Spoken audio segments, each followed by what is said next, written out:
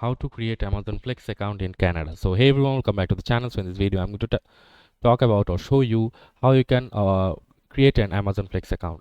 So first of all, you need to open a new browser tab and search for flex.amazon.com, and after searching for flex.amazon.com, it will take you to the homepage of the official flex.amazon.com, and here you can see driven by always being there for story time, and you can just click on download the app to get started. And after clicking on here, as you can see, download the Amazon Flex app to sign up.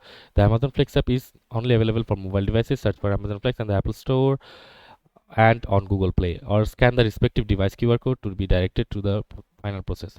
So you can just click on the Apple Store QR code, or you can just also click on view Google Play QR code. You can scan and download the Amazon Flex app from there, or you can just directly go to the App Store and download it from here. And for Android users, you can go to Google Play and download the Amazon Flex account from there. And after that, you have to click on sign up and follow the instructions. And after several verifications and giving your information, you can just sign up to the Amazon Flex account. So that's it for this video, guys. See you on the next one.